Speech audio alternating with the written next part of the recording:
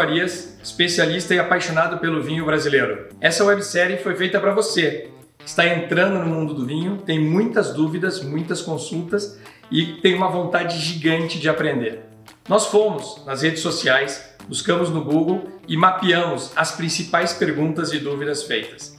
E a partir de agora, vamos responder uma por uma de uma forma muito simples e prática de fácil entendimento.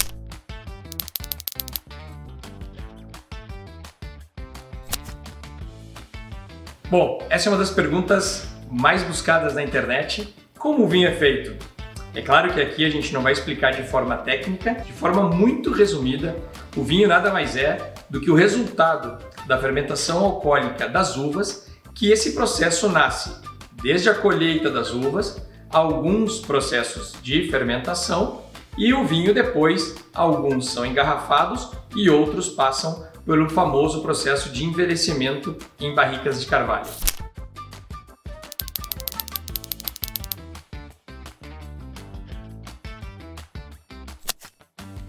Muitas pessoas pensam que o vinho branco e o vinho tinto são produzidos da mesma forma, utilizando o mesmo processo.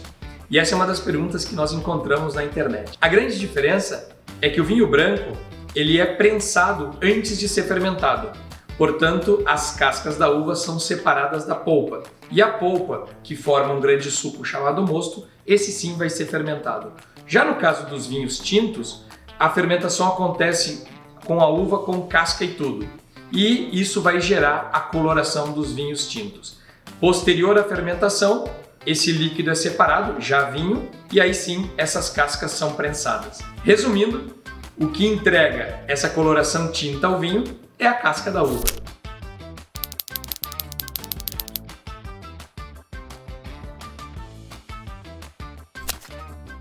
Essa é uma das dúvidas que eu mais recebo nas minhas aulas e um grande mito, né? Parece que os vinhos brancos são feitos somente com uvas brancas. Mas lembrando que o que dá cor ao vinho é a casca, no caso dos vinhos tintos. Se eu retirar a casca de uma uva tinta, eu sou capaz sim de fazer um vinho branco de uvas tintas. E sim, realmente a maioria dos vinhos brancos são feitos com uvas brancas. Mas isso não impede que tenhamos vinhos brancos feitos com uvas tintas.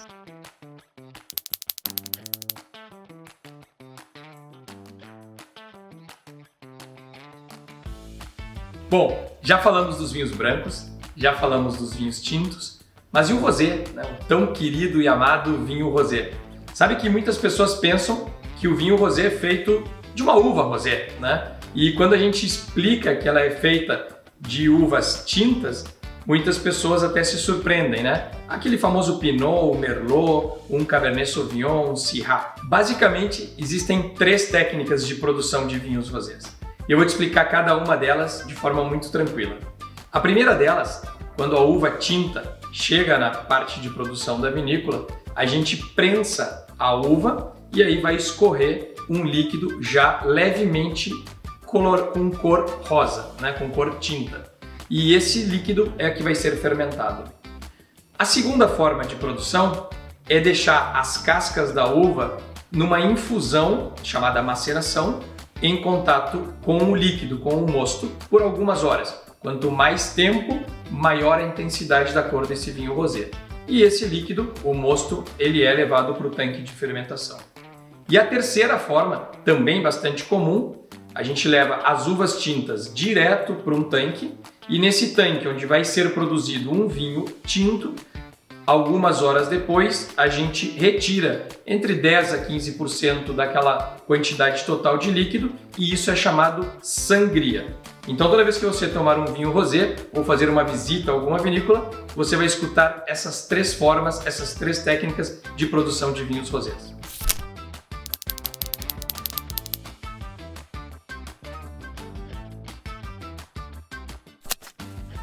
Existem basicamente 2 tipos de vinhos: os vinhos varietais e os vinhos de corte ou assemblagem. E o que eu vou te contar sobre isso? Quando você chegar numa loja, chegar num supermercado e encontrar o nome de uma uva no rótulo, muito provavelmente ele é feito exclusivamente daquela uva e ele é chamado de vinho varietal. quando muitas vezes não existe a definição das uvas no rótulo, ou inclusive existe a palavra escrito assemblagem ou corte, é um vinho produzido com 2 ou mais variedades na sua composição.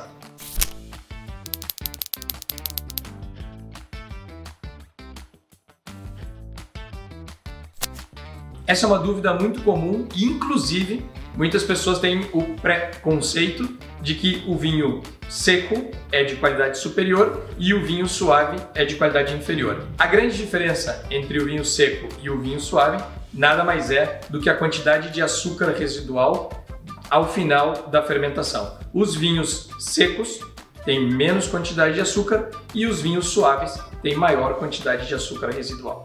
Portanto, se você é do estilo que gosta de vinhos mais docinhos, desfrute todas as maravilhas que os vinhos suaves têm para te dar. E se você gosta dos vinhos menos doces ou mais seco, como o próprio nome diz, também você vai curtir e escolha os seus vinhos secos. Não tem vinho melhor ou pior. Vinho bom é aquele que você gosta.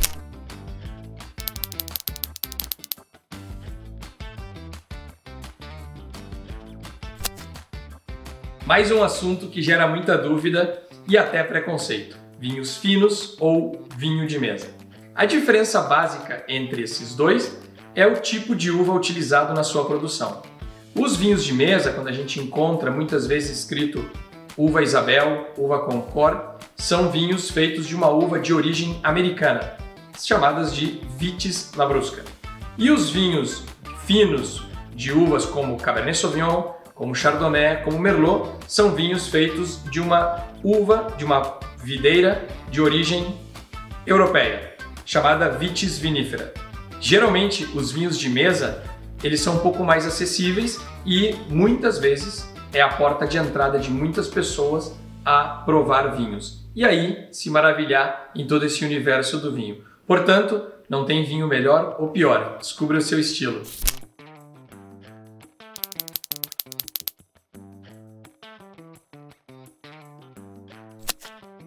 Essa é mais uma daquelas dúvidas super frequentes. Muitas vezes a gente supõe que o vinho, ao ter passado por uma barrica de carvalho, ele é melhor do que o outro que não passou. Mais um grande mito para a gente derrubar aqui nessa nossa websérie. Os vinhos têm estilos e propostas completamente diferentes. O vinho que passa por uma barrica de carvalho, acontecem basicamente 2 grandes transformações nele. A primeira delas é a suavização de alguns compostos dos vinhos, chamados taninos, onde o período por esse estágio na barrica de carvalho ele vai suavizar, fazendo que o vinho fique mais agradável no seu paladar. E a segunda grande característica de um processo de envelhecimento em barrica de carvalho é a incorporação de aromas e sabores que a própria madeira, que a própria barriga vai ceder, vai entregar ao vinho. E lembrando, existem 2 tipos de origem de barricas de carvalho, são as americanas e as francesas. Mas isso é um assunto para quando a gente já estiver num outro nível e quiser entrar mais no detalhe. Por enquanto, vamos desfrutar o vinho com ou sem barrica de carvalho.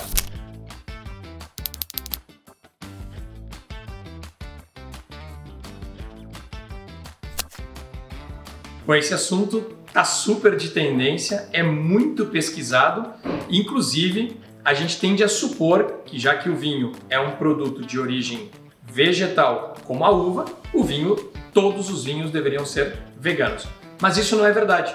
Existem alguns produtos utilizados no processo de produção do vinho que eles sim podem ser de origem animal. Aqui não estou dizendo que todas as vinícolas utilizam esses produtos de origem animal, mas as que não utilizam normalmente vão ter no rótulo identificado que o vinho é vegano.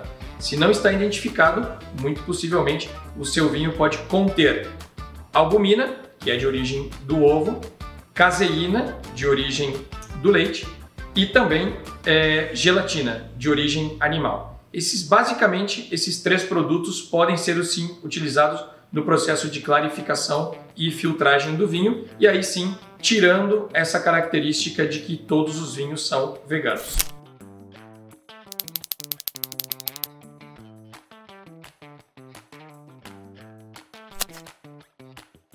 Muitas pessoas me perguntam que data é essa que a gente encontra no rótulo dos vinhos. A gente compra um vinho e vem lá, 2020, 2018, 2019. O que é essa data? Muitas pessoas confundem a data da produção do vinho, que é a safra, com a data de engarrafamento. Portanto, a gente está aqui para esclarecer isso. A data identificada no rótulo é a data que o vinho foi produzido, o ano em que as uvas foram colhidas e o vinho foi produzido. A data de engarrafamento não tem vínculo com essa data exposta no rótulo. E fica aqui uma dica extra. A safra 2020 foi considerada pelo mercado como a safra das safras, uma safra histórica. Portanto, se você tiver uma loja no supermercado e encontrar um vinho da safra 2020, não perca a oportunidade de comprar pelo menos uma garrafa. Bom, espero que vocês tenham gostado desse nosso primeiro bloco, onde nós entramos em alguns detalhes sobre o mundo do vinho tinto, branco, rosé, formas de produção e algumas características. E se você gosta de espumantes, fica ligado que o próximo episódio é totalmente sobre esse maravilhoso mundo dos espumantes.